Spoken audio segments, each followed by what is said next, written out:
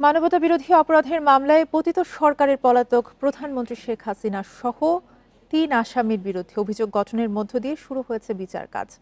বৃহস্পতিবার বিচারের আদেশ দেন আন্তর্জাতিক অপরাধ ট্রাইব্যুনাল ১। দোষ স্বীকার করে রাজসাক্ষী হয়েছেন সাবেক আইজিপি চৌধুরী আব্দুল্লাহ আল মামুন। আসামিদের বিরুদ্ধে গণহত্যা সহ ৫টি অভিযোগ আনা হয়েছে। এ বিষয়ে আলোচনা করতে রাজধানীর বসুন্ধরা আবাসিক এলাকা থেকে আমাদের সঙ্গে যোগ দিচ্ছেন সুপ্রিম কোর্টের সিনিয়র আইনজীবী ব্যারিস্টার ওমর ফারুক। আপনাকে স্বাগত জানাচ্ছি ইন্ডিপেন্ডেন্ট সংবাদে।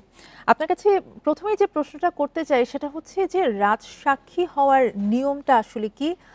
কোনো আসামি কি চাইলেই রাজসাক্ষী হতে পারবেন? জি, ধন্যবাদ আপনাকে। প্রথমে একটি অভিনন্দন দিতে চাই ট্রাইব্যুনালকে, ধন্যবাদ দিতে চাই ট্রাইব্যুনালকে যে আমাদের জুলাই আগস্টে যে গণহত্যা হয়েছে ২,০০০ বলেন বা ৩০,০০০ পঙ্গু মানবতা বিরোধী অপরাধ যেটি হয়েছে সেটির বিচার শুরু হয়েছে, এই জন্য সুক্রিয়া আদায় করি। আর এর পাশাপাশি আপনি যেই কথাটি বললেন যে রাজসাক্ষী হওয়া, এখন তো বলে রাষ্ট্রীয় সাক্ষী।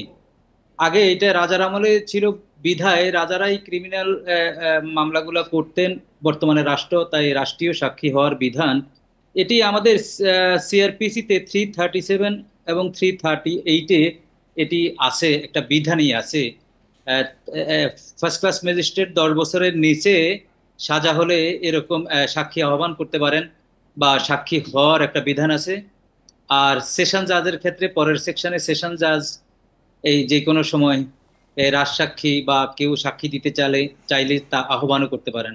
আর তাছাড়া আমি আপনাকে বলতে চাই যে উন্নত বিশ্বে এই গিলটি প্লিয়া বা মিটিগেশনের মাধ্যমে এই ধরনের সাক্ষীকে উৎসাহিত করা হয়। অর্থাৎ আপনি যত তাড়াতাড়ি সম্ভব যদি গিলটি প্লি করেন, আপনি যদি দোষ স্বীকার করেন, তাহলে ওখানে আইনেই বলা আছে 1/3 শাস্তি মওকুফ। এই ধরনের বিধান ওখানে সন্নিবেশিত আছে। সন্নিবেশিত থাকার ফলে অ্যাকিউজ যারা হয়, যারা গিলটি হয়, তারা তাড়াতাড়ি এসে এই সুযোগটা নেয় এবং এতে কোর্টের খরচ বাঁচে, এতে আদালতের সময় বাঁচে, উভয় পক্ষ এতে হয়রানি যতটুকু হওয়ার কথা হয়রানির থেকে মুক্ত হয়। আর ইনোসেন্ট নাগরিক, ইনোসেন্ট যারা, তারা অন্তত এই শাস্তির এই যে দীর্ঘ প্রক্রিয়া থেকে মুক্তি পায়। তো সুতরাং এই এই এই ধরনের বিষয়কে আমি স্বাগতও জানাই।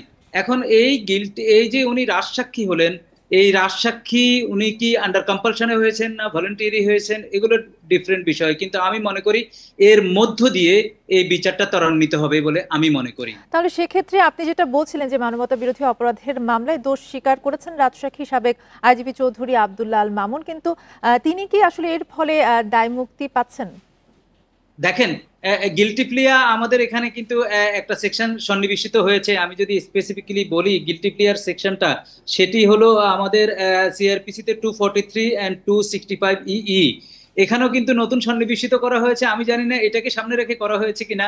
ওখানে বলছে গিলটি প্লি হলে একটি শাস্তি মওকুফের বিধান রাখা হয়েছে। ইট ডাজন্ট মিন দ্যাট উনি সম্পূর্ণ খালাস পাবেন। আর আরেকটা জিনিস আপনাদের মাথায় রাখতে হবে, এখন যদি আব্দুল্লাহ আল মামুন রাজসাক্ষী হওয়ার কারণে যদি সে খালাস পায় বা এই ধরনের বন্দোবস্তে যদি যায়, তাহলে যদি ফলোইং মর্নিং এ যদি সব আসামি এসে বলে যে আমি রাজসাক্ষী হব, তাহলে আপনি কোথায় কাকে কি দিবেন?